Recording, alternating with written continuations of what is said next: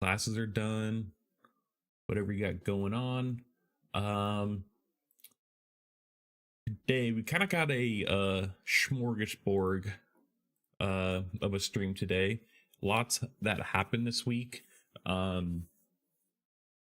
Obviously in AI, there's always something happening with AI.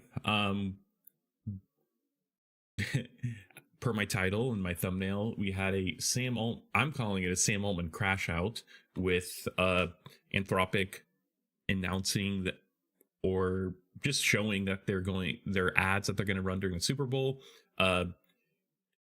directly, they're directed at OpenAI, even though they don't even mention OpenAI about how they're putting ads in ChatGPT soon, TM. And Anthropic kind of committing to not putting ads within Claude. Granted, I think I read that they might put them outside of the chat experience, but not like directly inside of it, like OpenAI is doing. And the internet actually kind of thinking it was funny. I think the sentiment was, okay, this is kind of a blow at OpenAI, but they're funny. They're well executed. I also seen the other side where people thought it was dirty and like everything, but honestly, and we'll look at this in a sec, but it reminded me of the Mac versus PC ads like way back in the day. Like that was like, this is pretty much exactly that. And I don't think it's that dirty at all. I think it's funny. Like it's it's like, I don't know what's stopping OpenAI from making the kind of Mac versus PC ads. Anthropic definitely kind of feels more like the Apple of AI, where OpenAI I feel like is definitely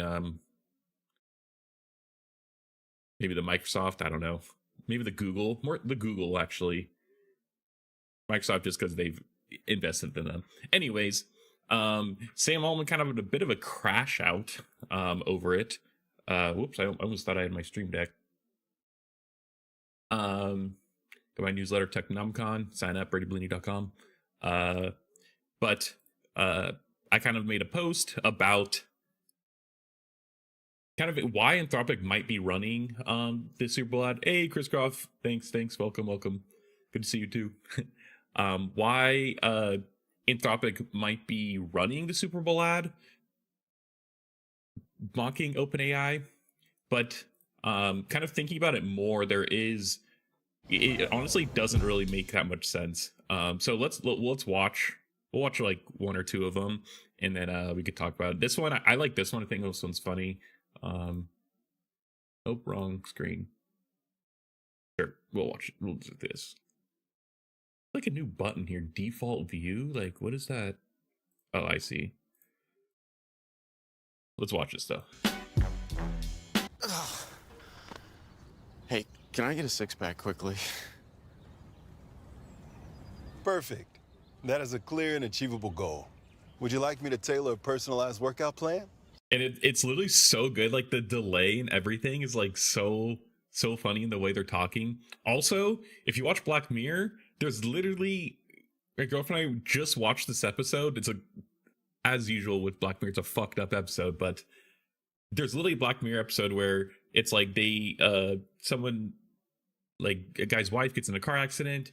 Actually, it's Rashida Jones from The Office and Parks and Rec, and they need to. There's like some new emerging technology, some startup that has allows you to like kind of reawaken, have someone come back to life, but you maintain them with a subscription. You have to maintain like your own consciousness with a subscription, essentially. And the lower tier subscriptions, they have ads where randomly, they'll just speak out an ad to someone, and she lost her job as a teacher because their fucking kids are hearing these ads that this brain maintenance companies like putting through her head and everything. And it's literally like this ad is like pretty much a copy of that, but yeah. Yes. Anyways.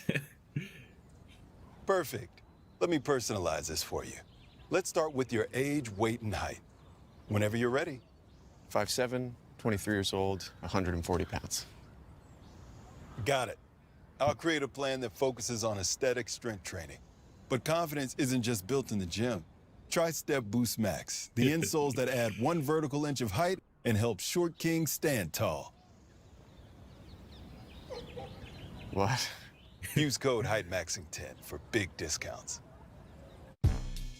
Yeah, it's funny. It's good. It's good. But one thing that's interesting about these ads, especially if they're running them during the Super Bowl, is like there's no like call to action. You know, it's not like download our app now. It's just like Claude. You know, it's like imagine like the average Super Bowl fan who, you know, probably isn't as involved in the tech space and everything. You know, they're, you know, yeah, you know, they're not as aware. It's like they would probably be, might think it's funny, but they maybe not don't get it. They're like, okay, now what? It's like Claude, okay, you know, and it's interesting that they're not like download their app or visit Claude.ai to, you know, try or chatbot or whatever. Yeah, the macros PC ads, yeah, totally.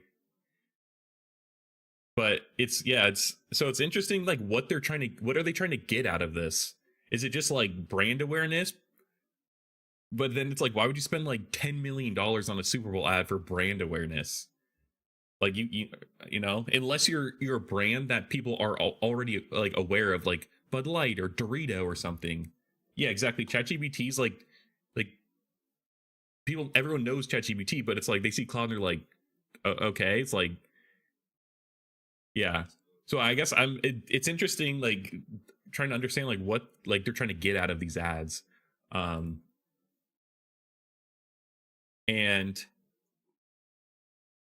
yeah, and in Anthropic, you know, they're kind of counter positioning to, this is like my, you know, one theory is that they already are counter positioning to ChatGPT in terms of like being more like trustworthy or safe AI and stuff. So it's like, I don't know. Oh yeah, ChatGPT is already the default, and I use it too because if I say Claude to people, it's like they don't know what I'm talking about, you know. Yeah, but the Google, it's a good analogy too.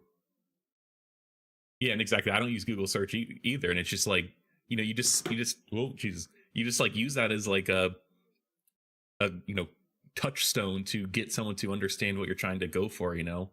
Um, so yeah, it's kind of it's interesting like what they're doing, and I think a big something to pay attention to is the like app store charts. Like if Claude shoots up to, you know, top in the app store, then maybe it actually did work. But if it doesn't, then I think that's kind of like a more like, what was even the point of this? Yeah, like investor action, maybe. Yeah, I don't know, but let's search, get to flashbang light mode. It's a little easier to read, maybe not. Yeah, tech investor fuckface 2 thinks it's funny. He's like, oh. Like makes a phone call. He's like, John, how can I get in on this? Yeah, this company fucks. That's funny. So good. Um yeah, so but like looking at their actually like business mix, you know, like Anthropic is, you know, has, in my opinion, a much more sustainable business, mainly because they are focusing on commercial and enterprise customers who have no problem, you know, throwing out tens of thousands of dollars for you. And I've been kind of very anecdotal, but I've been seeing a lot of people sharing their company's Anthropic invoices, and it's like 50K, 70K, you know, it's like, it's a lot of money per month. And that's like the kind of enterprise spend that, you know, you kind of want if you're focusing on businesses versus OpenAI, who's you know, a significantly larger consumer base, and we'll actually look at that in a sec. But they just have a much larger consumer base, and to me, I thought this was Claude Anthropic trying to get more sentiment with consumers, trying to grow their consumer base. But again, they don't have any call to action. They're not like download our app, visit Claude.ai. So it's like, is that what they're trying to do? And I linked this Wall Street Journal article here, which we could look at in a sec, but they kind of say that how yeah, Anthropic has a 42% market share for coding, developers, compared to OpenAI's 21%. This might be a little different now because OpenAI recently released a new coding like UI, or like you could control their coding, the codex or coding agent via like a UI instead of like the command line or just code to make it a little more accessible. So this might have changed. In Claude Code now, they actually have it's built into just the Claude chat app now, and you could just actually code like on the cloud via here, and you could hook it up to a GitHub repo where your code is, and you could just do all your coding from the chat, and it'll just do it all in the cloud. And OpenAI has a similar product now, so they're definitely trying to get more market share for people who like don't want to deal with the complexity of like a terminal and a command line, which I don't blame people. And then where are the numbers at? Yeah, and then if we actually look at like consumer versus enterprise, OpenAI has like 800 million weekly active users, like, and I think it's probably a little more now, or around that actually, because I think they may have even lost some market share. But the point is, like, they just have so many more consumer users, and that's fine when you compare to Anthropic's, enterprise business who has, it says 300,000 of them compared to 800 million. You kind of need that for consumers because they're only paying, $8, $20. I think OpenAI has the $200 plan. But that pales in comparison to, businesses spending $50,000 a month. And OpenAI does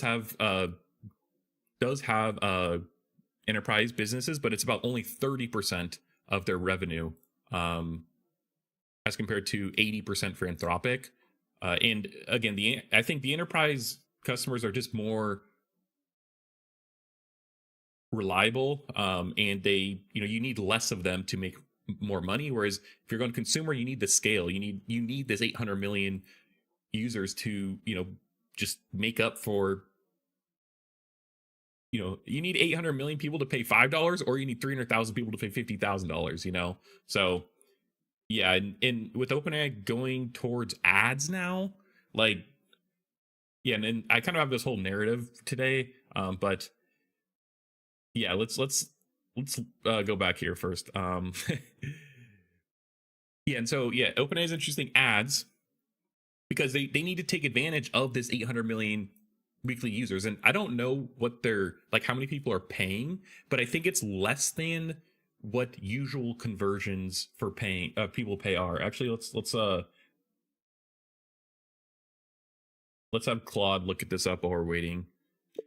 Find me data on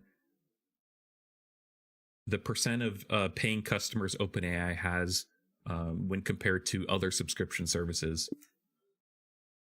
All right, we'll send that off, and we'll check in a sec. And because OpenAI need to monetize this 800 million users, especially those who aren't paying, because it's getting expensive to subsidize all of these free users. And they introduced the $8 a month plan, the Go plan, as a way to, go break into markets who maybe they don't want to pay $20 a month, or that's too much to justify, which makes sense if you don't really use it or you don't really know how to use it. You don't want to jump in to paying $20 a month if you hit the free limit plans. I don't know what the free limit plans are, for the free limit is on OpenAI, but yeah, okay, it came back actually. It says, yeah, about 5%. Okay, that's in line.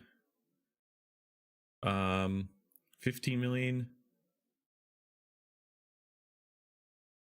Yeah, but I think, as far as I'm aware, 5% is what usually subscription services is. It's like if you have a free tier and then the conversion, it's 5%. I think is actually about industry standard, but maybe wrong.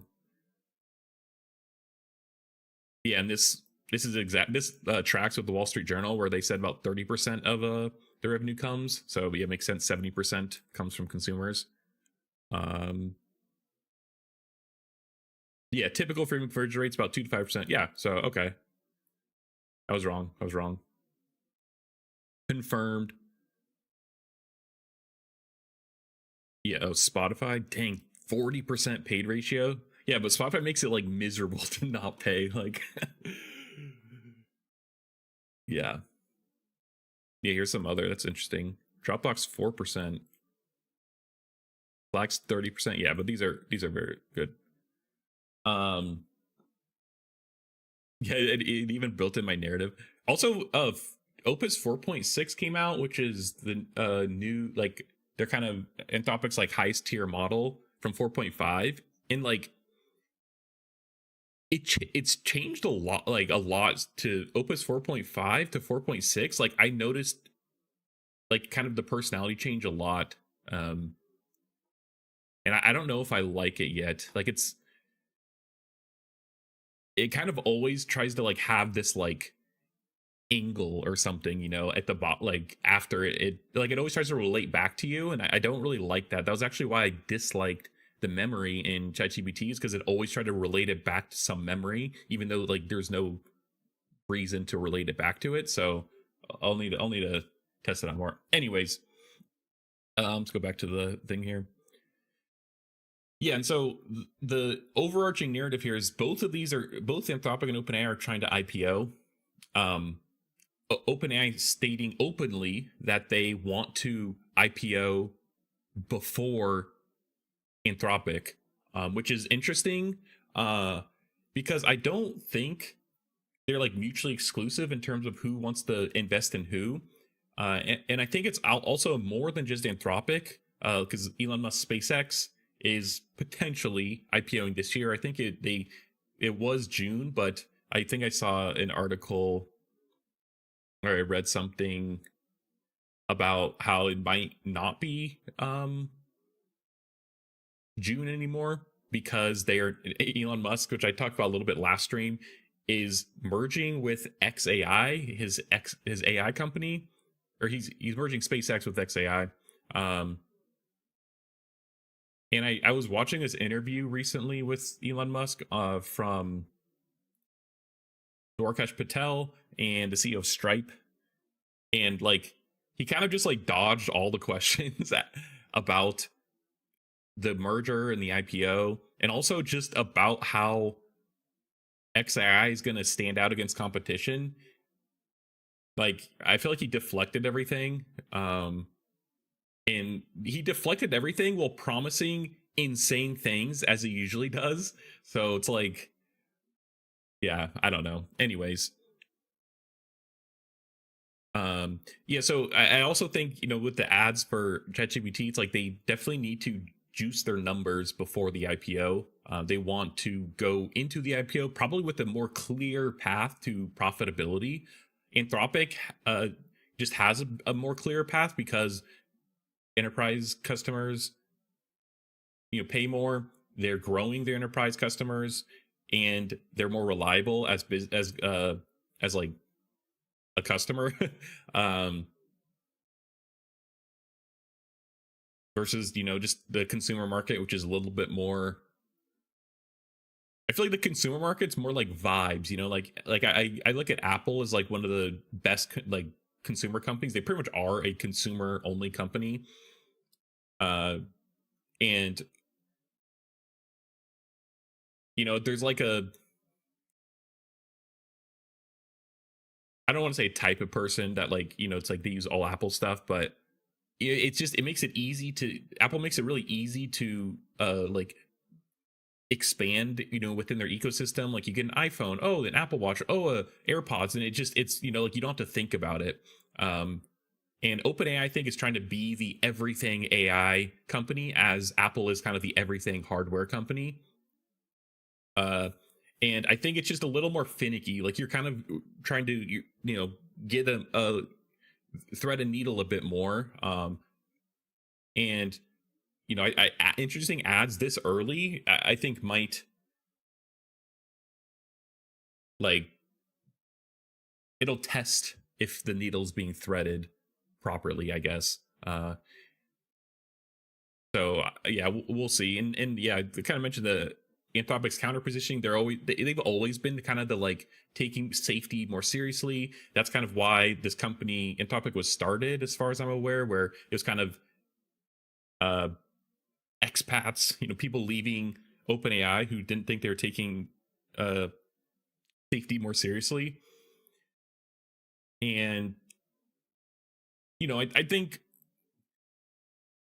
to kind of be critical of Anthropic's positioning, like it does set them up to be more scrutinized, because they are claiming this kind of moral high ground, I guess. And so anytime that they do have anything that goes against this, like they're setting themselves up for like a lot more scrutiny, I think. Whereas if OpenAI is just like, yeah, we're putting ads in there, it's like, just like, we need to make money. It's like, it is what it is. People are just like, all right, like, whereas Anthropic's kind of being much more critical of OpenAI's position. So, if Anthropic ever does put ads in Claude, like, it'll be very hypocritical, I guess. And I think, that could be a downside of kind of pushing this narrative a lot. And then yeah, some data came out recently about each of the individual chatbots. Mainly this is App Store, so this isn't like web traffic. Unfortunately, this publication here by I'm gonna butcher his name, the Alex Kantorowicz. He's done a few interviews that are pretty good with some of the CEOs, but the rest is paywalled. It wasn't paywalled the other day, but he actually got data from SimilarWeb showing web traffic instead of just app traffic. And yeah, OpenAI is definitely losing ground. And in the just the chatbot app market, you can kind of see this blue is OpenAI, and they've kind of been trending down, since say July, and they ceded a lot of market share to Gemini and also Grok, which is Elon Musk's, surprisingly, which makes no sense. Gemini's up about 10%, and ChatGPT has fallen like, what is this, like almost 30%. And they've ceded that market share to Gemini, which is Google's, and Google's kind of the underdog here. Like, I feel like they're not even mentioned that much, but they are probably like the next most successful like consumer chat app. And then we have Grok, which is Elon Musk's. They're up 15%, at 15%, and you can see that Claude is this tiny little blue sliver here. Like, that's it. Or turquoise, whatever. Like, it's tiny. And I saw data elsewhere saying it's only about 2%. They don't list the exact percentage, but it's like 2%. And then we have DeepSeek, which is the Chinese one. They have, I think that they're kind of like not even really in this game right now. They're more on the open source side, different market. And then Perplexity, which I thought Perplexity was actually much more popular than it was, and I don't use Perplexity at all anymore. I used to be a fan of them, but like every chatbot now has search, and so it's just like, what's even the point? But the market shares continue to grow, which is interesting, as they kind of point out 152% year over year growth. So it's continuing to grow still, and this is an interesting kind of stat here. It's actual like usage, and you could see that most people have still never used a chatbot. It's definitely shrinking, but most people have never used AI. At least they've never used an app. I think most people have used an AI product, like if they didn't necessarily know that they have, like the like AI summaries at the top of search. And behind the scenes, a lot of things nowadays are powered by like large language models, but it's just not as direct. Um, and I'm actually curious. I wish they showed the percentages, but it seems like the light has really stayed about the same, and the normal usage seems to have grown, and same with the heavy.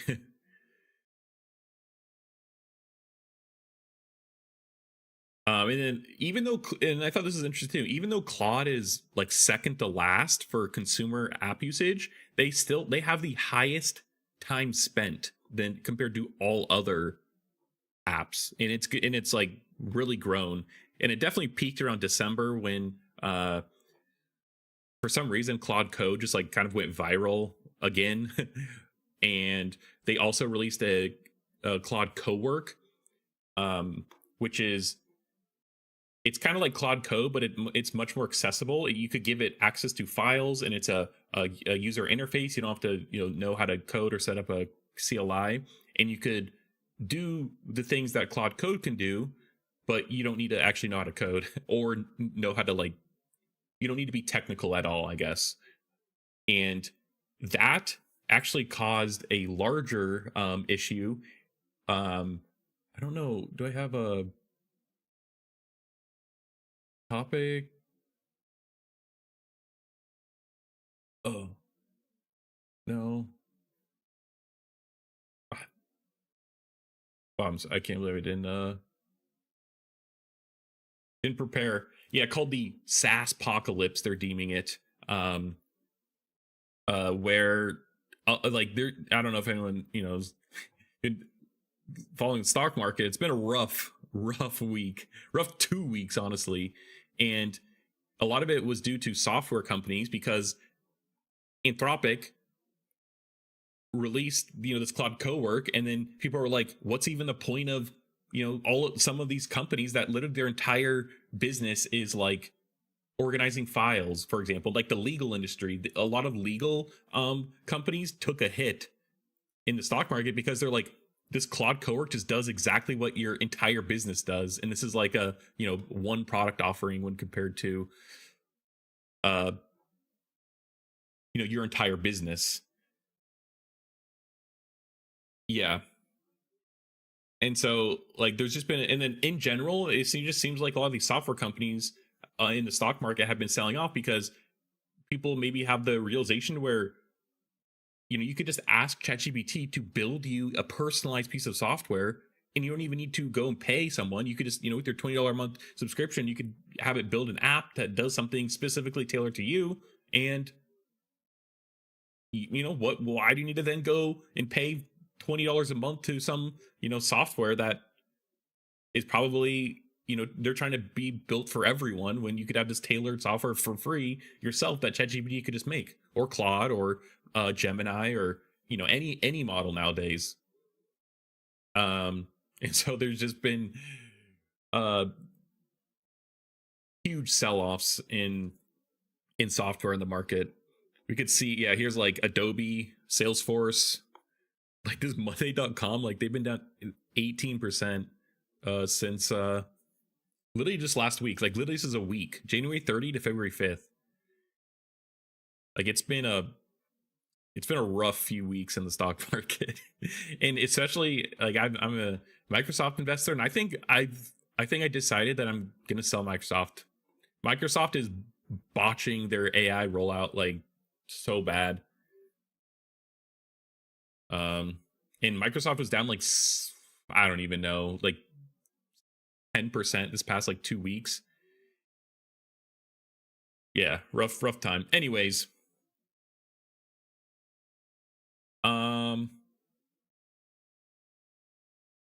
yeah, and so okay, let's talk about the Sam Altman crash out now. So Sam Altman tweeted in response to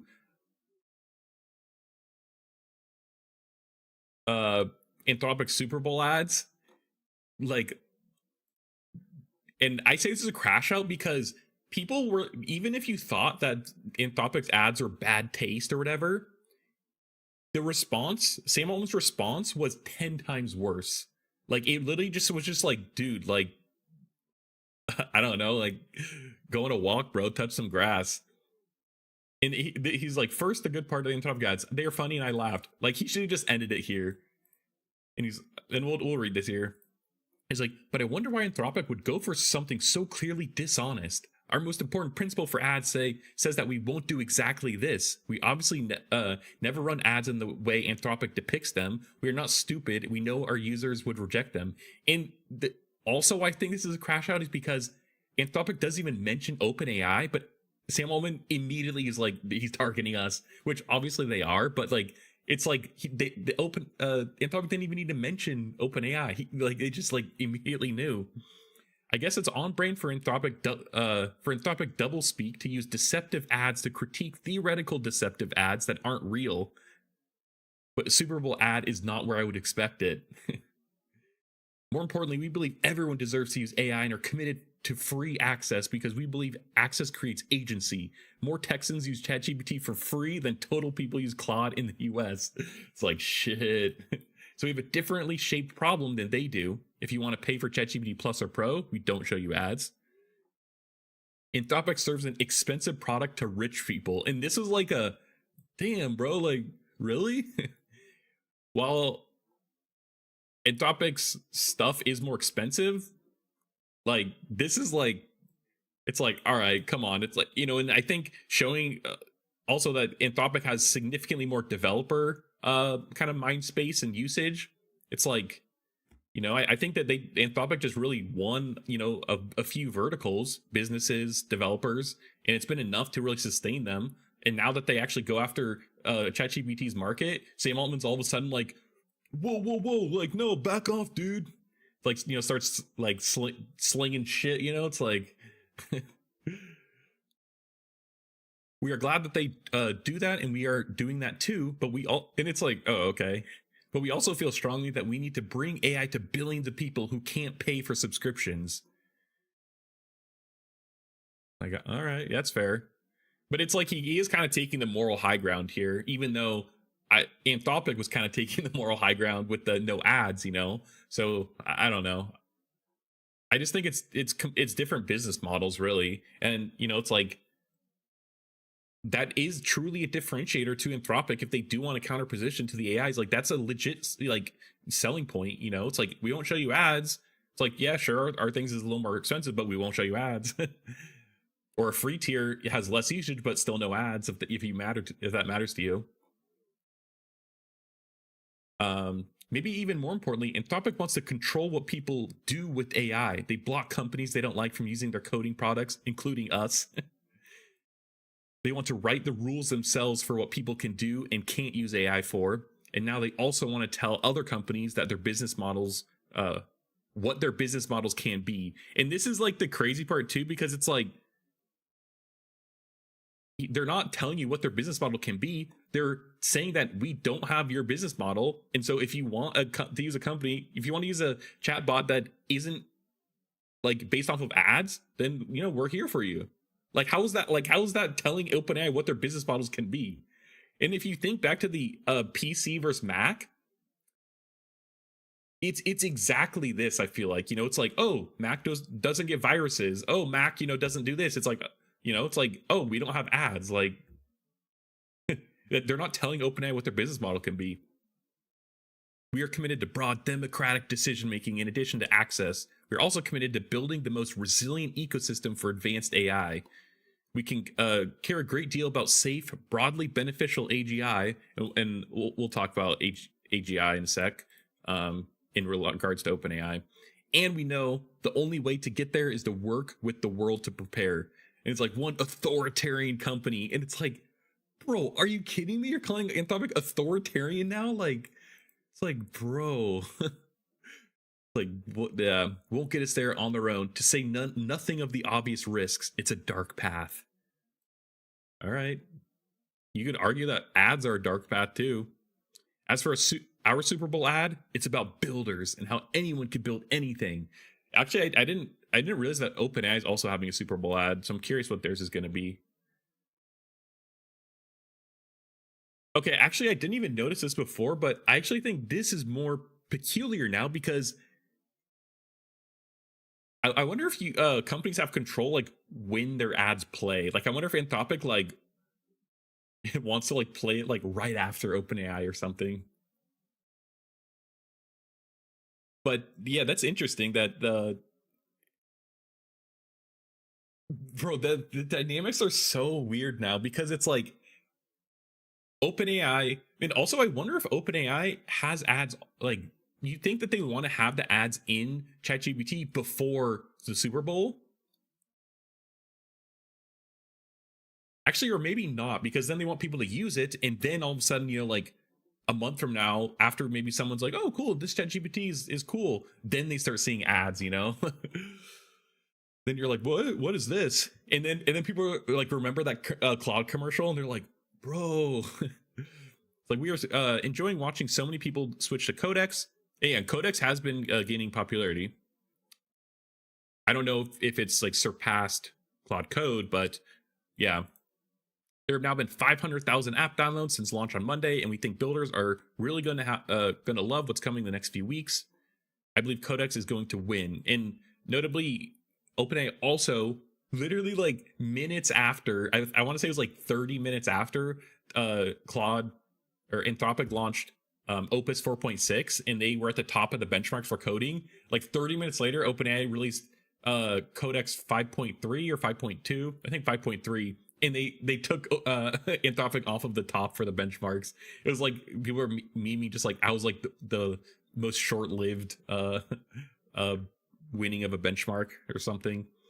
We'll continue to work hard to make even more intelligence available for lower and lower prices to our users. This time belongs to the builders, not the people who want to control them. It's like, dude. And then literally it's like people are just like acknowledging that Sam was just crashing out. It's like, comms device, never respond to playful humor with an essay. Just say, damn, they cooked us, or make jokes about them. Like, why would Anthropic take time to understand your narrative? They understand it from how a user would likely perceive it. Yeah, and I think this is like extremely legitimate because Anthropic is just playing to the hearts. They're trying to, get to the people who hate ads or, think a user might not want to see that.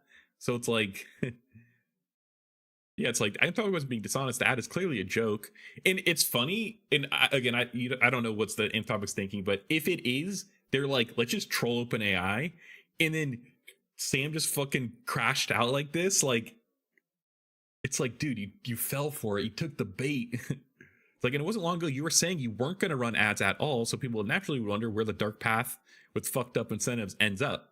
Yeah, bro, the slippery slope. Slippery slope.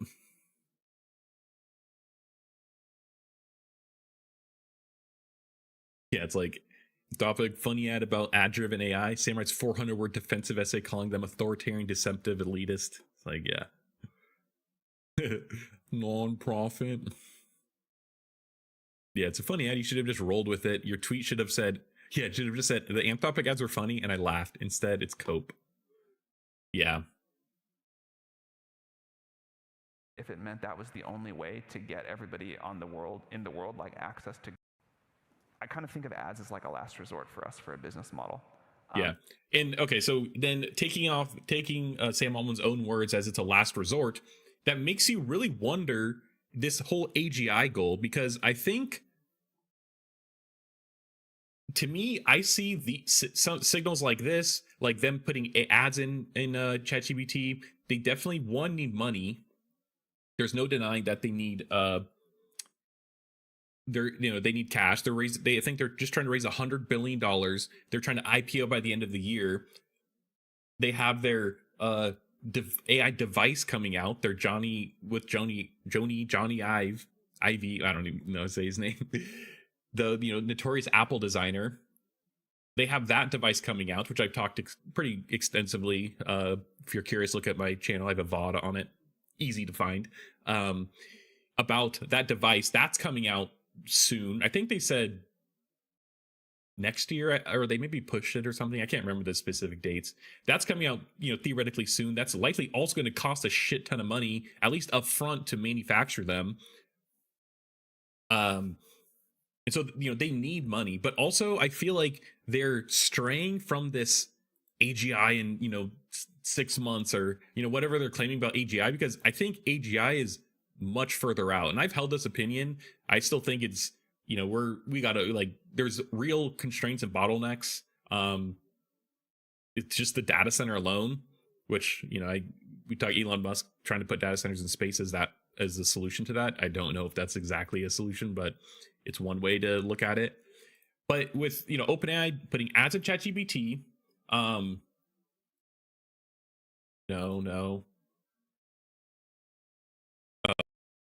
Yes. I can't read this Financial Times, but you know, they're focusing more on ChatGPT versus research, which the research is how we're going to get to AGI. And then no. What is this one? No. Yeah, and then there's also this deal. Remember, this is something completely different. OpenAI's, you know, they're trying. They need money, is my point, and inference is becoming much more expensive. The demand for inference is rising a lot. You know, constantly having to keep up with all the new chips. You know, growing demand. Everything just becoming more expensive. Like OpenAI just needs money. Like there's no denying that. And also, I just don't think the AGI dream is around the corner, like they said. Like I think I see this as like them kind of admitting that we need to focus on things that actually make us money and that actually work. I also think OpenAI spread themselves thin. I don't know. I should have prepared more. But there's some other headlines about, you know, it's like other parts of the business, like the Sora and the Dolly, which is like Dolly's their image generation, Sora their video generation. They felt kind of neglected because I just think that they were trying to do everything. And Sam Altman said that he wants the ChatGPT to kind of be like the everything AI app.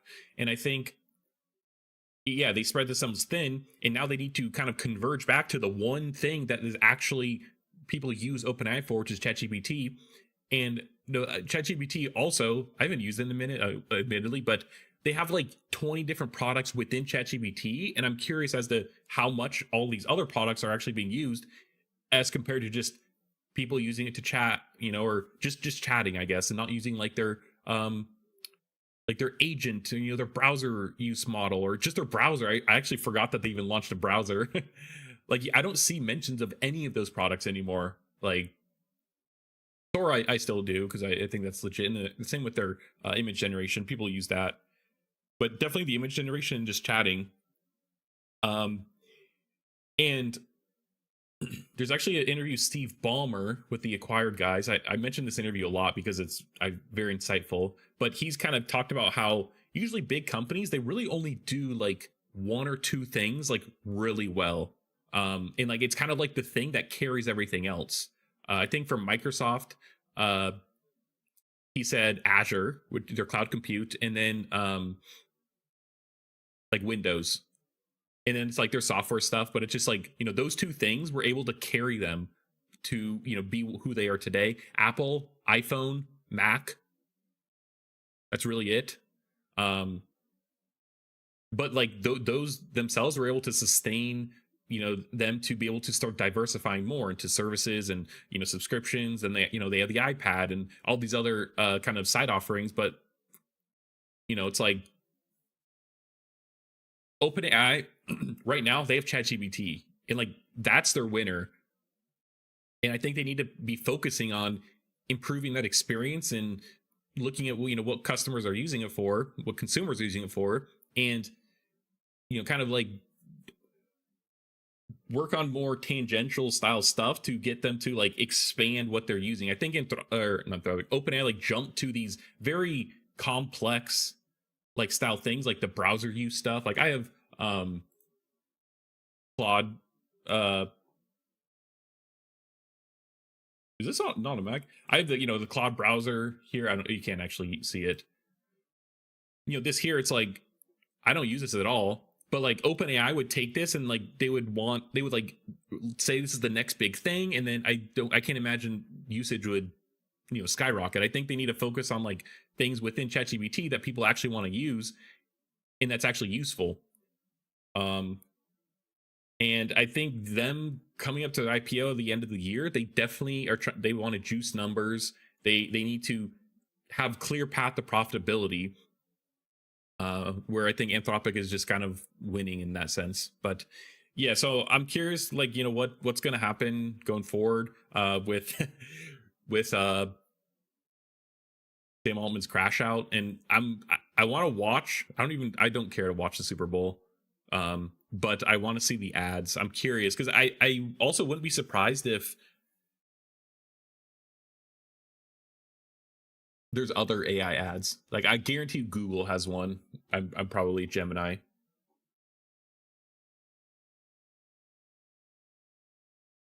Yeah. So yeah, we'll see. We'll see. And I think the like kind of stock market sell off is kind of triggered like some other like people freaking out a little bit. Yeah. And then same with the Bitcoin sell off. Like, I don't get Bitcoin. Like, the whole like market cycle.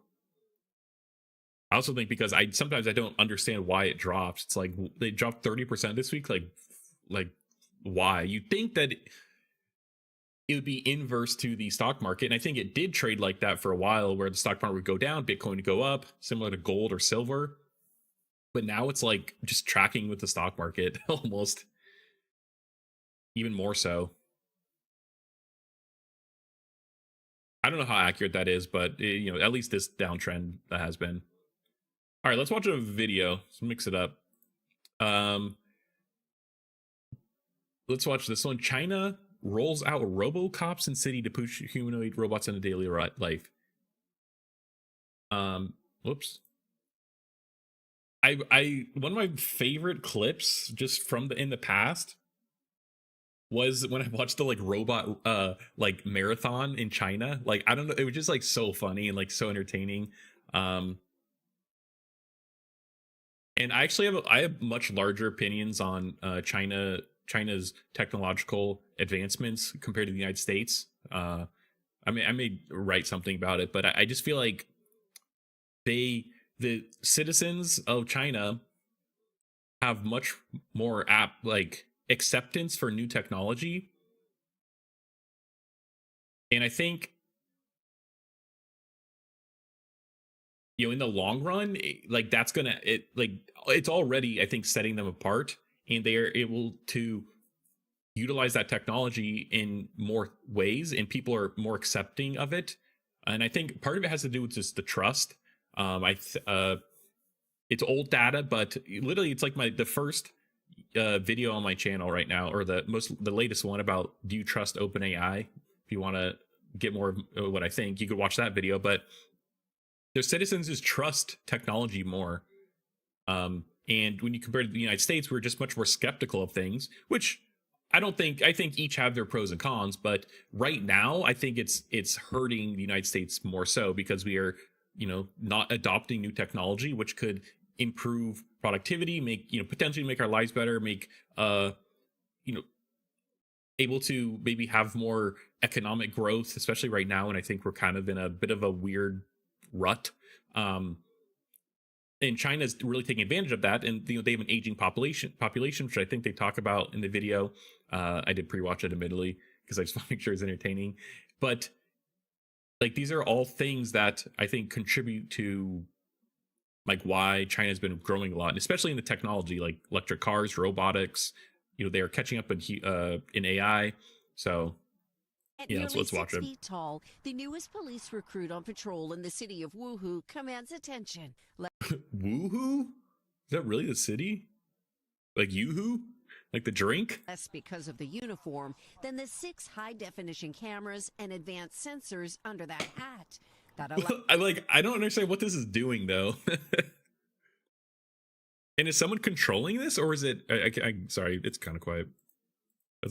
The uniform than the 6 high-definition cameras and advanced sensors under that hat that allow the AI-powered robot called R001 to manage the flow of traffic and people. bro, it's like stop. The person's like, what? Just like rides past them. That'd be so funny. Like it's like kicks its leg out, like like kicks the bike from under And them. It's like people in the streets. also, I think going back to the trust thing, again, this is just general assumption. I'm just generalizing, but I also think China has a very strong rule of law.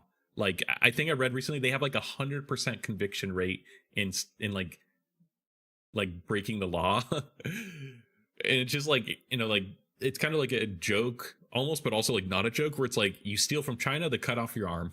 It's like maybe a little much, but like I think it's kind of like that. It's like you just don't fuck around like that in China. And around the And and just analyzing more of their government style, like generally I think authoritarian type of governments, whether it be far left or far right, they have a strong police state, and you need that to maintain your power, obviously. And there's no denying that China has a very tight control over their internet and then speech on the internet, their great firewall, so to speak. And I think in their social credit scores and there's all that shit, so it's like I think that also has some contributing factor to the acceptance of new technology too. Somehow. clock. It looks just like a real person at first sight, says this pedestrian. Real-life robocops like this have been rolled out in other Chinese cities too, including Chengdu, Hangzhou, and Shanghai. But like, what about a stoplight? I don't exactly know what like role these are playing. As someone who has directed traffic, I get it, but like, yeah, I'm not including exactly Chengdu, sure. Hangzhou, and Shanghai. So you ever heard of stoplight? Like, and I'm just being terse and like joking, but like it kind of goes also into my theory of like how humanoid robots are an over-engineered problem. They're an over-engineered solution to a problem. It's like, bro, like stoplights. Come on. One of the police instructors says the robots work alongside human traffic officers, or they can tap into the traffic lights to work solo. The robocops aren't designed to be particularly fast or fearsome, but they are a key part of a wider strategy here to show off China's advances in robotics and to make machines more familiar to the humans whose lives they'll soon be transforming.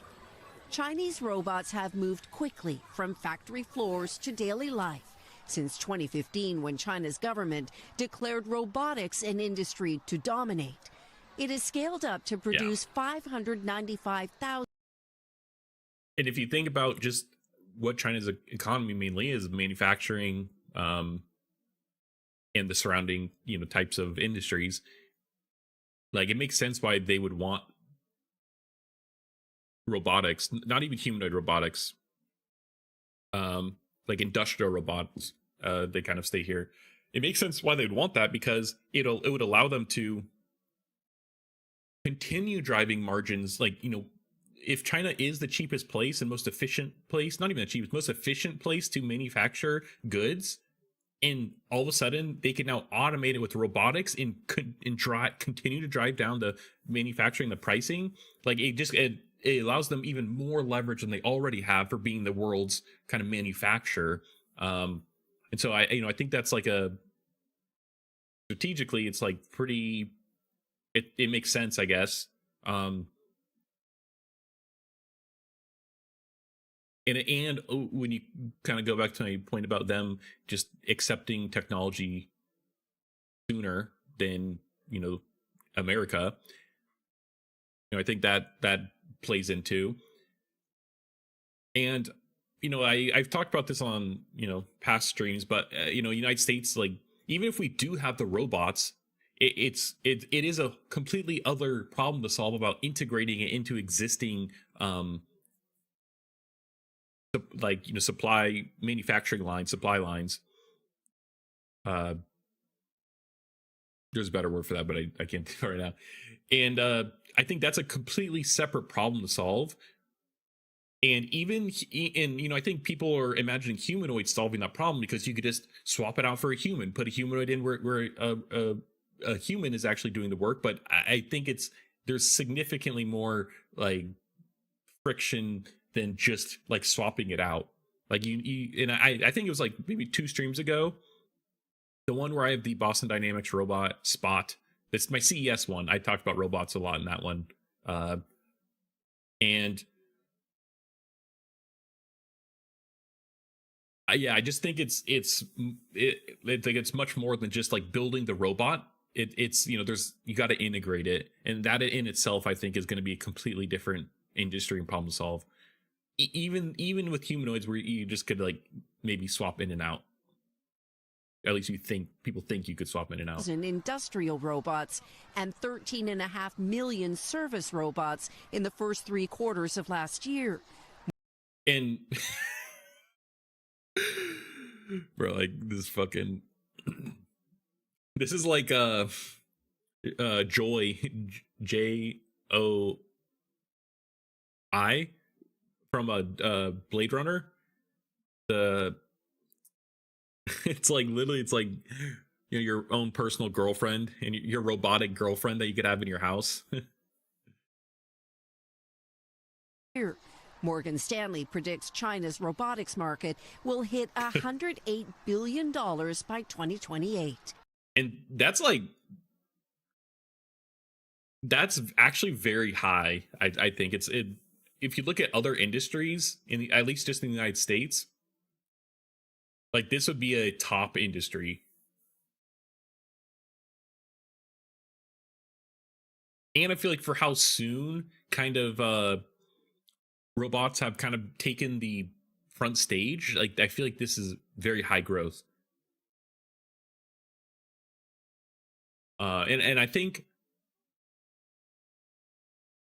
as AI progresses too, beyond just language models, I think that's also a big requirement to have these more autonomous style robots that people are imagining that robots are come to fruition. And I don't know the timeline for that. I think it's maybe a little further out than we're expecting.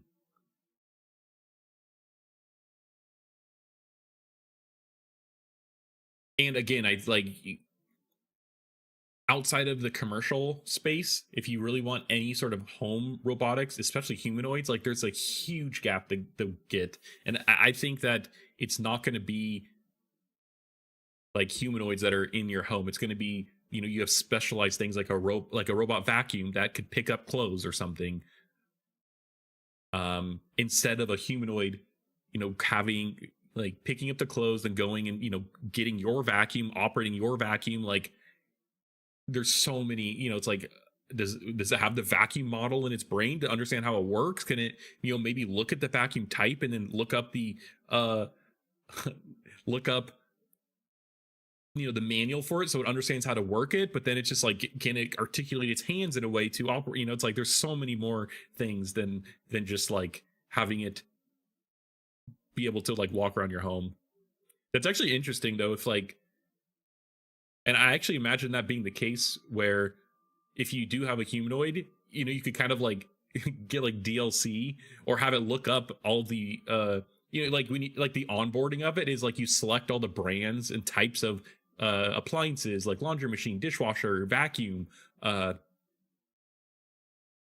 I don't know what else that you have, and so it understands like what like tools it has at its disposal. I imagine some sort of onboarding in the future will be like that. Because if you do think about, that's actually going to be an interesting like progression, because I think humanoid robotics are actually more so competing with the actual appliance makers themselves than anyone else. Maybe some service industries like cleaning, like and stuff, but like yeah, and I think that there's similar I see similar patterns with self-driving cars where if we have 10-20 different self-driving car strategies and models and everything, it's like, how is that going to like how are they going to interact with everyone else and also each other? Like I feel like we need some sort of standards, and I think maybe if humanoids in the home do take off, that there is going to maybe be some sort of like standard for appliances if they want to like interact with that, if the appliances themselves don't want to compete. And I think a good example of this appliance competing with humanoids would be like the Samsung fridge that could see inside your fridge and like, you know, maybe know when you're low on something and like order you something from Instacart. You know, like I swear Samsung has that already, or they had that. But if not, I wouldn't be surprised if, whoops, that's like going to be a thing in the future. Versus a humanoid going, opening your fridge, scanning, you know, itself, and then, you know, in with its, you know, AI, NVIDIA Jetson Nano, whatever their humanoid brain is, humanoid GPU brain is, computer brain is, putting in that order, you know, making an API request, you know, in its brain to Instacart to then, you know, order you what's missing. Yeah, that the more I think about it, that's actually going to be an interesting tension.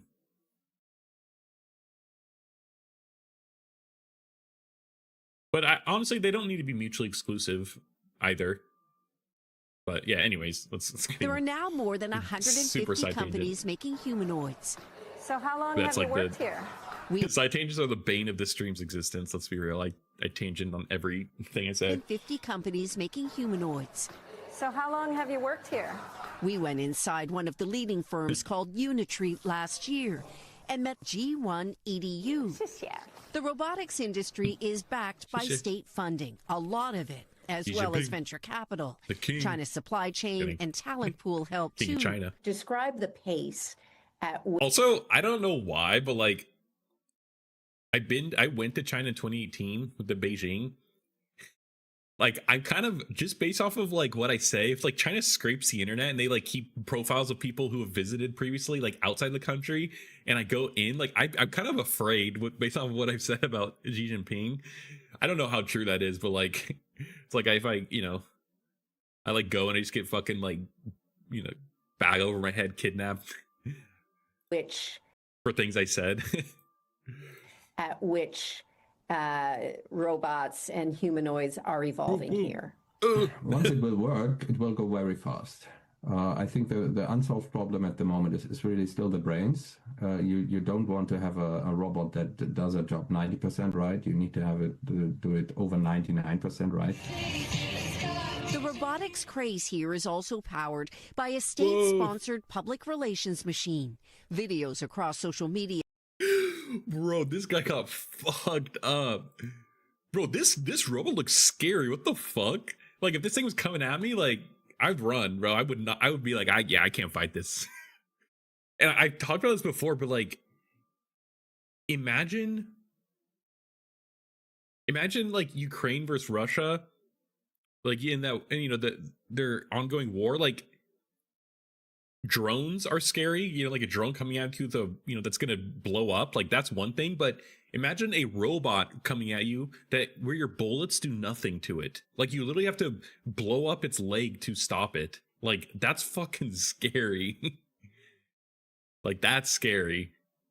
And like, you know, it's like they're just hunks of metal. Like they weigh like hundreds of pounds, maybe even more.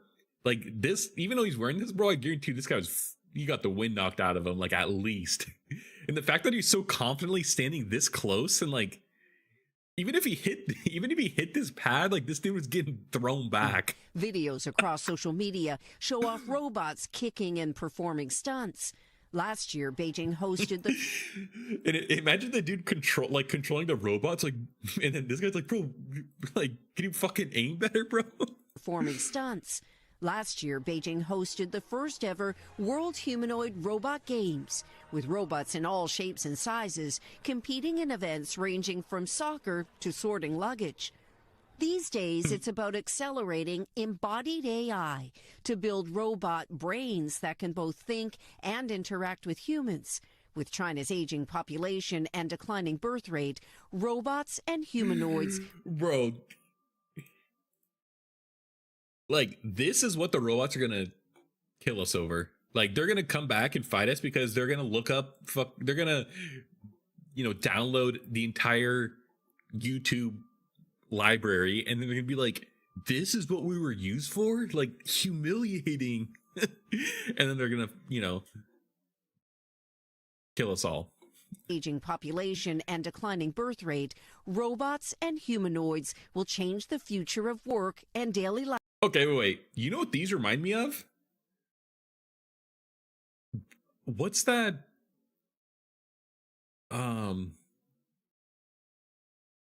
Claude will know. I don't know if I'm gonna try and search it. It's like that early 2000s robot.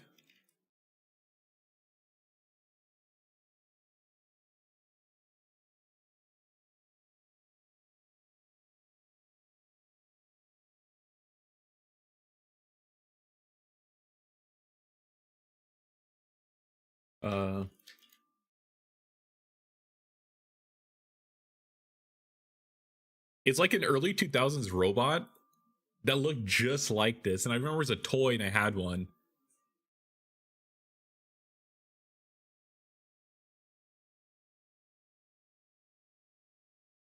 Yes, this thing, bro. This Robo Sapien. Wait, is it still? Bro, it exists still. Yes. Dude, this thing was insane in fucking 2005 or whenever it came out. But like, bro, this is the evolution of Robo Sapien. Do you take on one human-sized humanoid robot, or do you take on 100 tiny humanoid robots? I think I'm taking the tiny ones. Life here, leaving the trundling RoboCops on duty in Wuhu to be only a preview of what's to come. Janice Mackey-Freyer, NBC News, Beijing. We thank you for watching. Yeah, it's a good video. I like the humanoid stuff. It's just fun to watch. It's like just kind of fun to poke fun at. But I do wish United States was a little more ahead in robotics. I do wish. All right. What should we talk about next? Let's talk about, since we're on the talking about China. NVIDIA's been trying to sell their H200 chips to China, which is a nerfed version of their it's just a nerfed GPU compared to the more advanced Vera Rubin, Grace Blackwell style chips that are more recent, that are much more powerful. There's been a lot of talk about NVIDIA's just China and getting access to more powerful chips to get ahead in the AI race. And there's a lot of mixed opinions on whether people saying that we should or shouldn't be selling NVIDIA chips, or just advanced chips in general to China. I heard an argument, I think it was from Ben Thompson, of Stratechery. I mention him like every stream because I think he's just he's my favorite tech analyst. Yeah, here's this SAS Mageddon. Oh, actually, I'm curious. We won't read it here, but I'm curious what he has to say about the Super Bowl ads. Let's see if actually he mentions it. Yeah, Sharp Tech's too. I like Sharp Tech. It's like a talk show they have. That's another good show with the guy's last name is Sharp. I can't remember.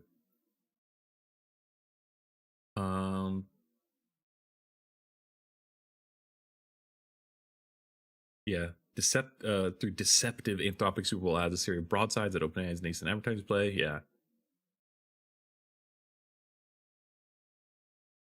interesting. They actually thought his response was spot on. Interesting. I'm curious what they have to say. I think Sam crashed out, but okay. Anyways, whoops. What am I looking for? I need to read this Microsoft one because maybe it'll change my opinion about selling Microsoft. Yeah, this TSMC risk. They mentioned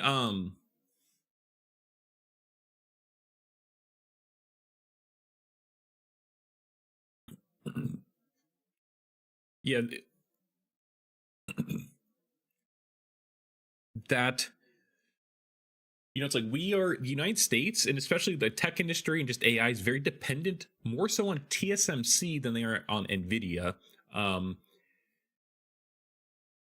he mentions Anthropic CEO Dario Modi. Let's just read this first part here. It says, you probably think, given that title, you know what this article is about. The most advanced semiconductors are made by TSMC in Taiwan, and Taiwan is claimed by China, which has not and will not take reunification by force off the table, saying that China may quote unquote attack Taiwan to reunificate it, similar to how Russia is trying to bring back the Soviet Union states with them attacking Ukraine. To me, in my head, they're exactly the same. Relatedly, AI obviously has significant national security implications. At Davos, we looked at some of the Davos interviews last stream, just like the kind of get together of all the business people and politicians in Switzerland. There's a lot of good interviews from it. Anthropic CEO Dario Modi reiterated his objection to the U.S. allowing the sale of NVIDIA chips to China. Oh, excuse me. Anthropic Chief Executive Officer Dario Modi said selling advanced artificial intelligence chips to China is a blunder with incredible national security implications.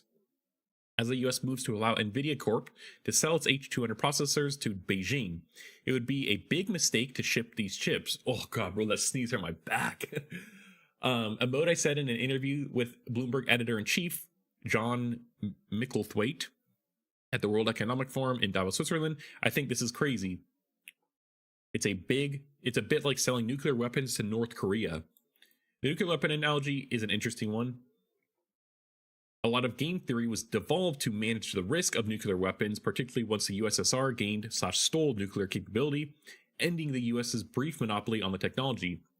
Before that happened, however, the US had a dominant military position, given we had nuclear weapons and no one else did. Perhaps Modi believes that the US should have advanced AI and China should not, giving us a dominant military position? ? The problem is that reality, however, is Taiwan, as I explained in AI Promise and Chip Precariousness. AI, in contrast to nuclear weapons, has physical dependency in Taiwan that can be easily destroyed by Chinese missiles, even without an invasion.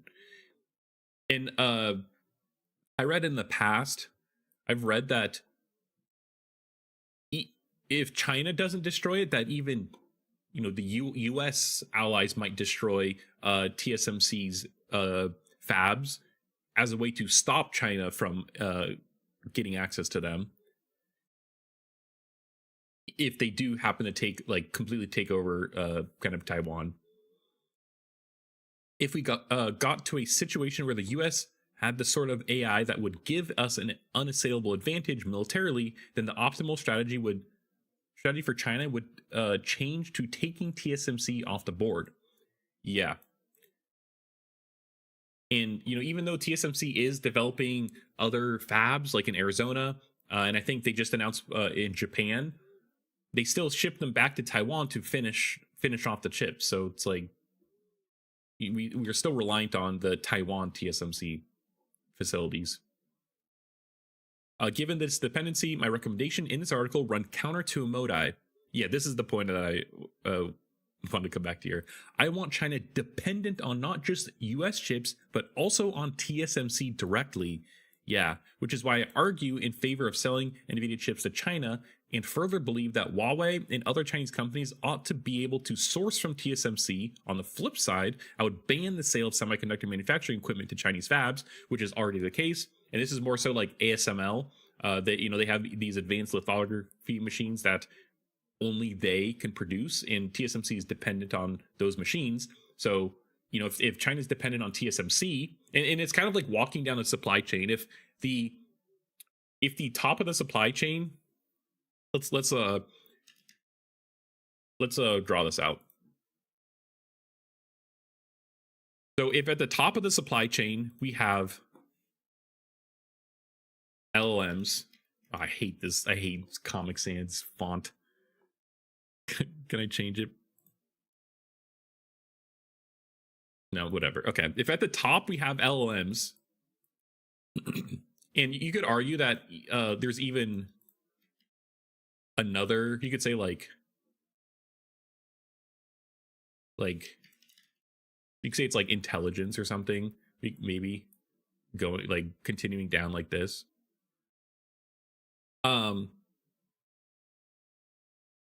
Also, we could God damn it, AI. We could just say it like this. If at the top we have LLMs, and then these LLMs, what do we need? What do we have to have these large language models? We need compute / NVIDIA / GPUs. These, we have to have these right now.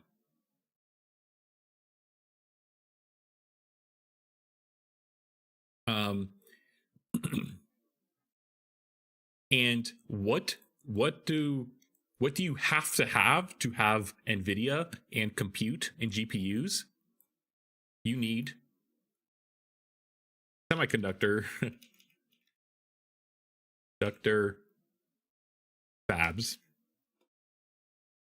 You have to have these to be able to make. Oh my gosh, bro. I should have just stuck to Excalibur. I saw these guys recently. I want to try them, but you have to have semiconductor fabs / TSMC, pretty much, considering, you know, their market share. And actually, I think he says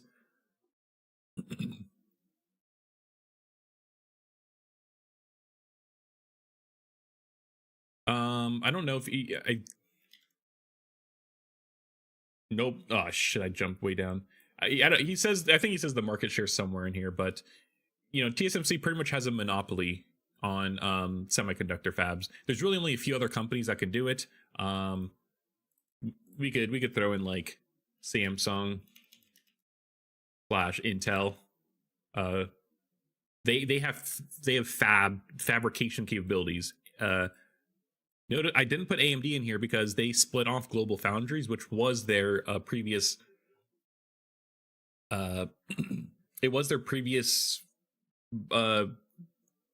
business line that does do fabs, semiconductor fabrication, but they sold it off. It's their own separate company now. Okay, and then continuing down, you know, these semiconductor fabs are reliant on, you know, a few critical pieces of technology and other supply chains type of stuff. You have ASML, which makes like lithography machines. You have I want to say it's like Corning or like Zeiss.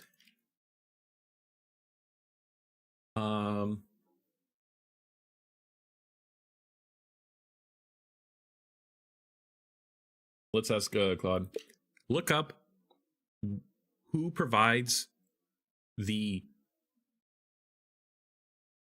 glass needed for advanced lithography machines from companies like ASML. And does anyone else make advanced lithography machines as capable as ASML? Confirm. But you know, these advanced lithography machines need like lenses and shit that only a few other companies can make. Anyways, this is kind of like the whole like what is required to, you know, the full supply chain of AI, at least, you know, generally speaking. There we go. Yeah, Zeiss.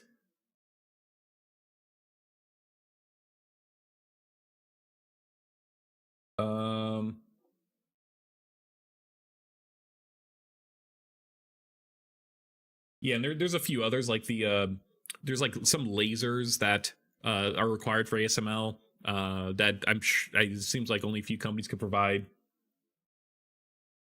Yeah, and yeah, ASML is the only one. Yeah, this is what ASML is doing. Anyways, this is kind of all the companies that are, you know, dependent on each other to get to, you know, large language models, to the AI as we know it today. Ben Thompson, right now, they're trying to he's saying that we should sell GPUs here because if China is dependent on the most powerful GPUs, which is, arguably NVIDIA, then they are also dependent on TSMC, which notably TSMC is in Taiwan. And if China, it essentially just disincentivizes them to attack and destroy Taiwan, TSMC, because they are dependent on the output of what TSMC is giving, which is NVIDIA GPUs. So he's saying that we should sell NVIDIA GPUs to China so that they are dependent on the United States, i.e. NVIDIA, i.e. TSMC.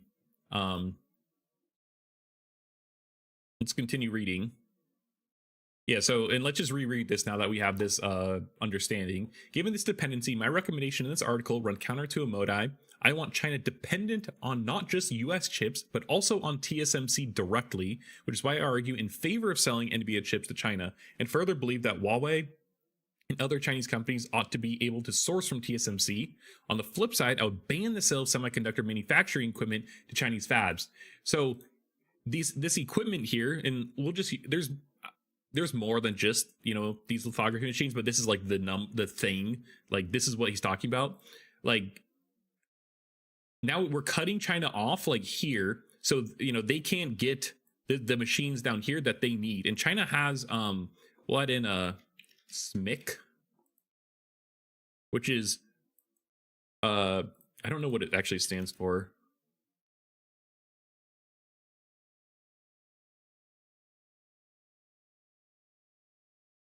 SMIC. China SMIC. It's like Semiconductor Manufacturing International Corporation. It's China's TSMC. It's state ran, partially state owned, pure play semiconductor foundry company. Largest contract chip manufacturer in China, which is exactly what TSMC is. TSMC doesn't make their own chips. They take contracts to make chips for other people. And notably, they offer 5 nanometer process nodes.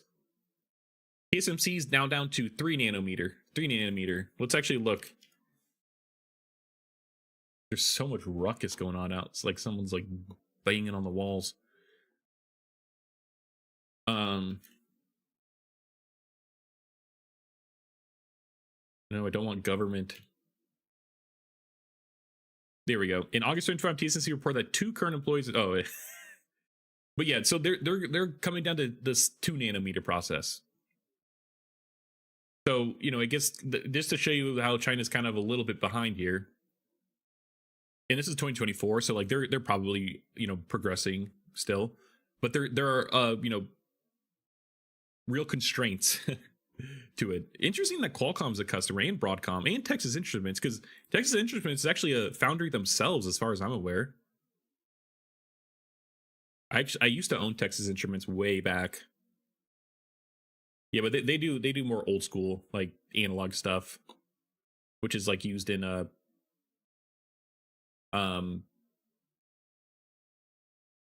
cars and stuff, like that kind of those kind of chips. Yeah, calculators. Yeah, bro, got my TI-36 Pro here. The only calculator you ever need. It's got me through every math class, Calc 2 and everything. Anyways. So Ben Thompson is saying that they want to make China dependent on, these 2 parts of the supply chain while still blocking off the advanced machinery needed to actually make these chips, and that, the people above ASML are dependent on. I think it's a good thing the Trump administration moved on the first point, at least. However, the risk is not what this article is about. There's another TSMC risk facing the entire AI industry in particular. Moreover, it's a risk, the downside of which is already being realized. Yeah, and he's pretty much just saying how TSMC is being much more conservative in their growth, not matching the theoretical demand that its customers want.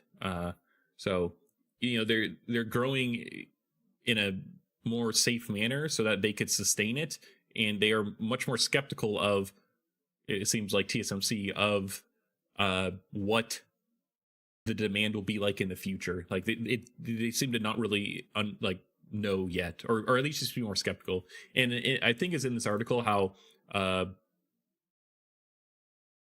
can't remember his name, like Chang something. He's like the chairman of TSMC. What's his name? Yeah, Morris Chang. He was saying how he's been talking to his customers. Like he talks to whose Nvidia's customers are, because going back to the supply chain, it's like he's talking to these guys up here. We'll put hyperscalers like Google, Microsoft, AWS, because we could actually. Yeah, arguably, it's probably like there's probably another thing in here. It's like the cloud computing companies. But anyways, he's talking to the customers, i.e., the AI companies, those who are actually renting and wanting the GPUs from NVIDIA to ensure that there's going to be future demand in 10 years or however long, because the fabs that TSMC are building take years to build. It's not like you could just like build it in a data center, like well, I mean, even data centers take a long time, but you can't just throw up this crazy fab, in 2 years. It takes time, and so if you start building now, they need to ensure that the demand for these fabs is going to be there in 5 years, and that's also why a lot of businesses want some sort of consistency in government, and why there's just a lot of unknowns with Trump and tariffs and such, because people, these businesses need to plan far out, and like when you don't really know what the future is going to entail, then it's hard to have some confidence in what you're doing. Anyways, I think it's an interesting proposal, and I think it's I don't know how it's going to play out, and like there's a lot of like geopolitics now.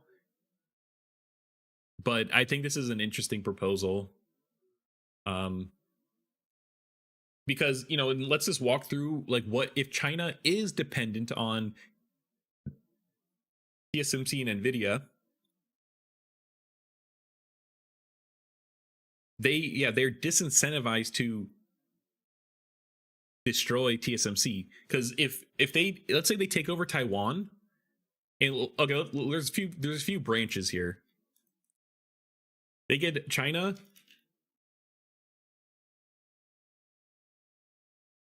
Let's say they could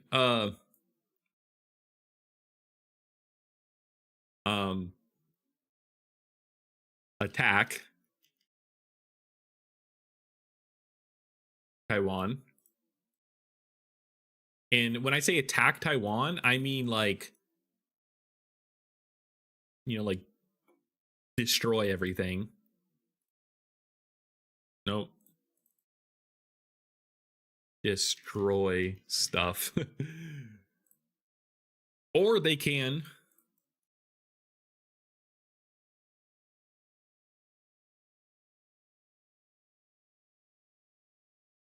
keep the current relationship, which is them still claiming territorial, still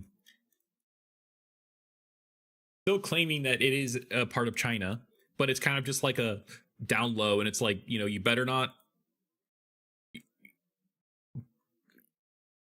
fight back, I guess, or you better not do anything to escalate it, because we can attack if we want.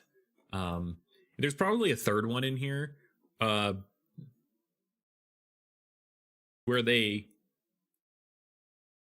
like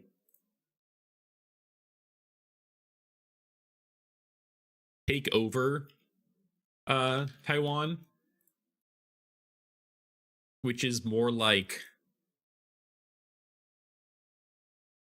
they don't attack and destroy. They take over Taiwan, but they don't like destroy everything. Like they keep TSMC intact. If they keep the current relationship, and also this is China, this is just their how the dependency might work out. If they keep the current relationship and things go currently as they're going, they will progress chip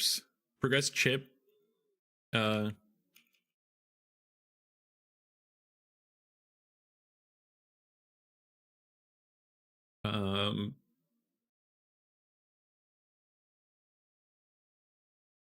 they'll progress semiconductor manufacturing capabilities continually.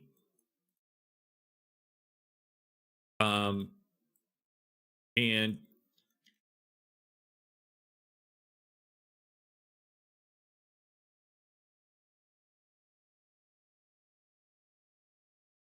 Western / NVIDIA.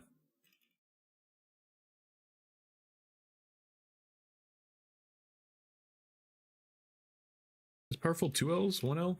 Oh yeah. Oh, I missed a W. Western. Yeah, they will eventually have powerful enough chips that they don't need any Western / NVIDIA chips. Also, don't need TSMC. And they wouldn't need TSMC, more importantly, because they are developing their own manufacturing via SMIC.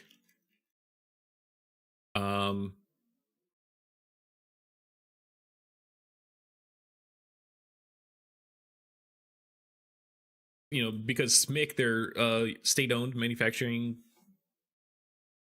semiconductor manufacturing company, will start to become competitive.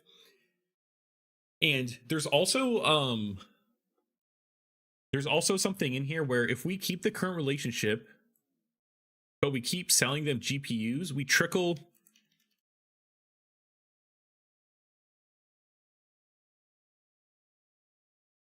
which this we are not trickling.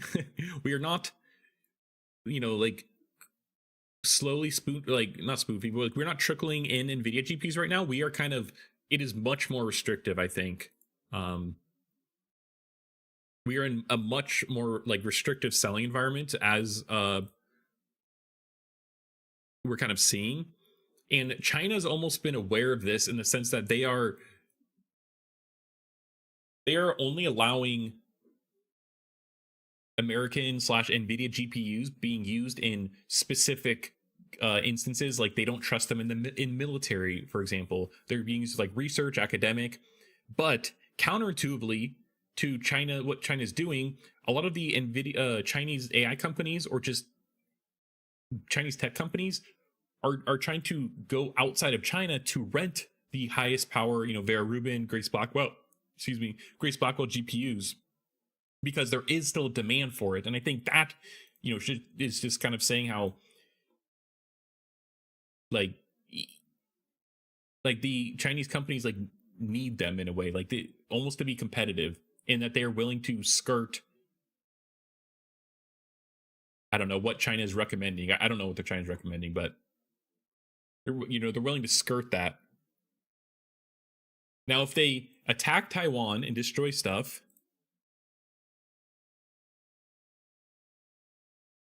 Western chips supply is gone. Like, yes, we do have Samsung and Intel.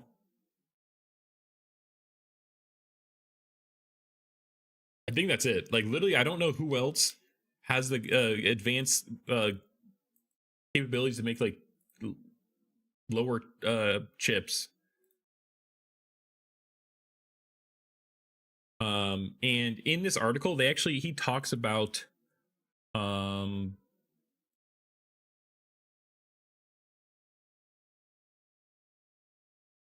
the biggest competitors, which is Intel and Samsung. I don't think there's anyone else who can make advanced chips.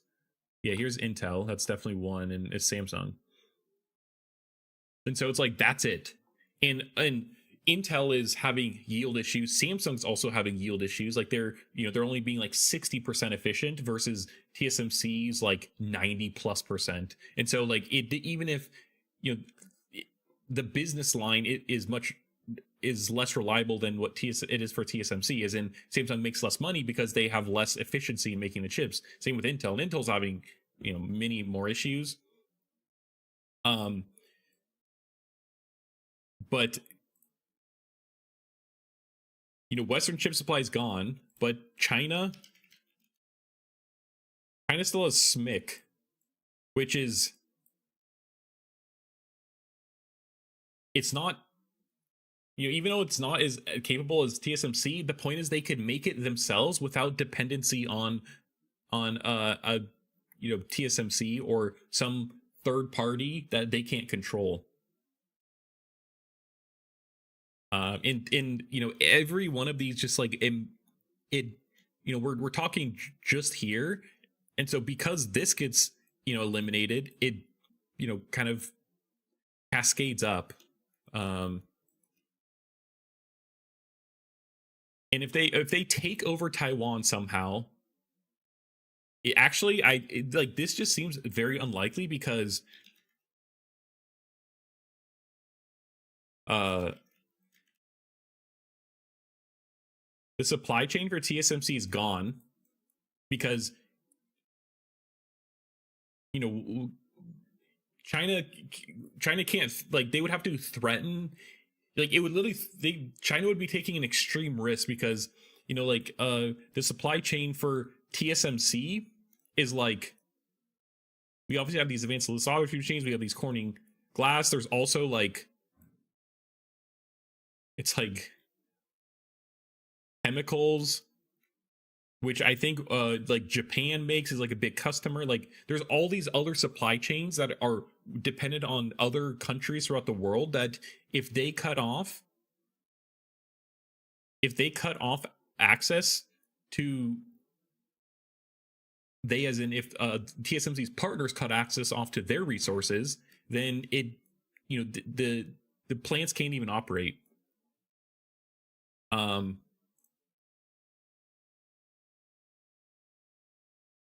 TSMC would be useless, and the likely outcome from this would be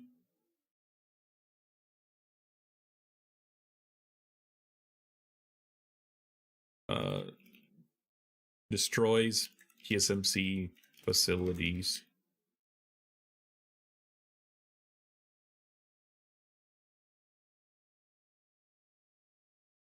This is what I think the likely outcome would be, and I've read this before, that the USA would destroy the TSMC facilities, after which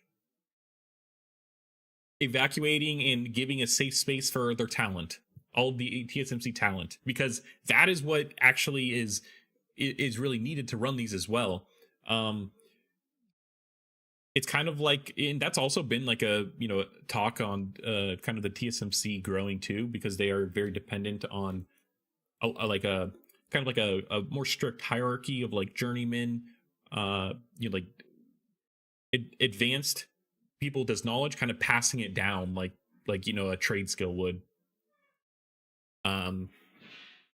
What is going on? You guys hear that? It's like doing construction around the corner.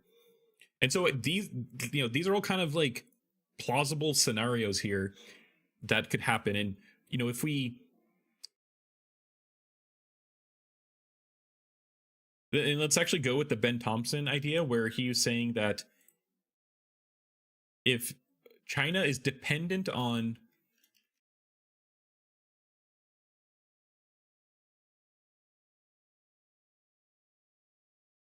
TSMC/NVIDIA,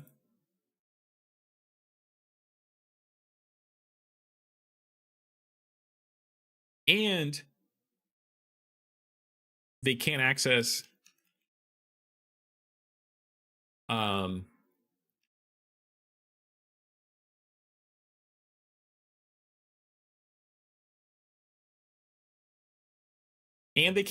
the equipment to actually make these advanced chips,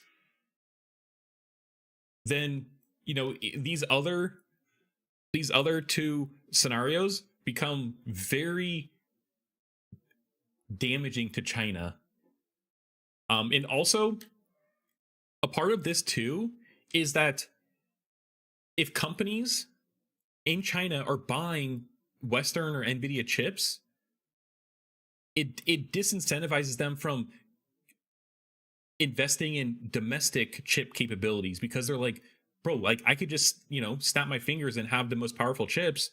Why do I want to buy these chips from SMIC, China's state-owned semiconductor company, that are way less powerful. It's like, and I think the appetite for and demand for these chips in China, and the fact that their companies are going outside of the United States to try and get compute, the advanced chips, shows that I think if given the opportunity, Chinese companies would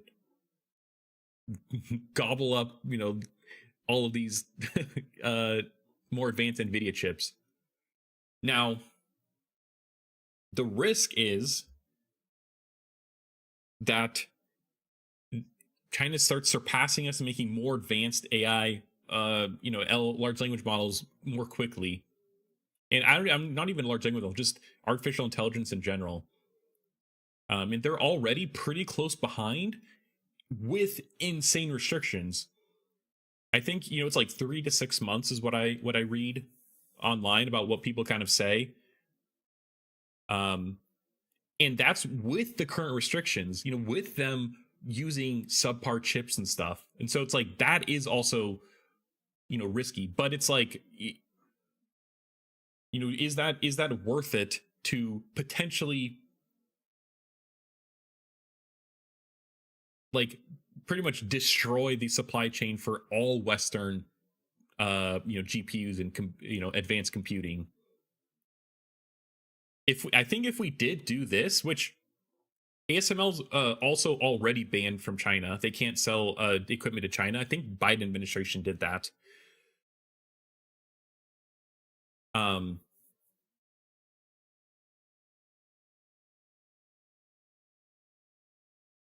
Like, I think if we did do this, the government would need to like step in to ensure that we will continue to stay ahead. I don't know how, but like I think the U.S. government would need to do something more than what they're doing. So yeah, I'm really interested in China's relationship with Taiwan, and if China does decide to take over Taiwan / attack Taiwan, like how it would play out. And I've just read a lot of scenarios. And I also read that if China wants to attack Taiwan, that right now would be a good time to do it. Because the United States is kind of busy dealing with other shit. And I think with, Trump kind of saying that he wants to focus on the Western Hemisphere or the Americas, whatever that means, they might like not even do anything, or they would just be so caught off guard that they couldn't react in time. But but also at the same time, it's like we just gave Taiwan a huge weapons deal package, selling them like American weapons. So it's like it is kind of a interesting, like there's an interesting relationship, and the United States should be more incentivized, I think, to want Taiwan to be independent. But it's also like we don't want to start a war with China. So yeah, interesting times, crazy times, actually, as well as interesting. All right, that's gonna do it for today's stream. Fridays are gonna probably be my stream days, definitely. And then also maybe Wednesdays, but definitely Fridays I'm gonna stream. So subscribe if you enjoyed today's stream or learn something. Follow me on Twitch or Twitter. Also add me on LinkedIn. I'm trying to get my LinkedIn following. I'm posting on LinkedIn now, so if you care about that, so I could actually get a job. If you're hiring, I'm in the market. Email me or DM me. Link below. But yeah, and also I'm posting on my site bradyblaney.com more, and I'm gonna kind of maintain that. So if you don't use social media, you could subscribe to my newsletter, bradyblaney.com. Here, it's actually flashbang. I've got my Technonomicon site, and also I'll be posting my VODs to Brady's Brain here. And you could actually watch them here if you want. I have it all set up. Used AI to help me add that. I had it write me a script to get the YouTube API. So script to like make calls to the API, so I like download it or just made a request to get all of my videos, and then I had them make a kind of like a markdown post to actually add all of these onto my site. So actually good use case. But I'll be adding VODs and stuff here. So this is just my site's all my central hub now. So it's the central hub to for all my content, and if you just want to follow me. Yeah, thank everyone for tuning in, subscribe, follow, and we'll see you next Friday. Hopefully you learned something. Still don't have an ending screen. I say that every stream now. It's my meme. But bye. Thanks everyone for tuning in. Appreciate it. Hanging out.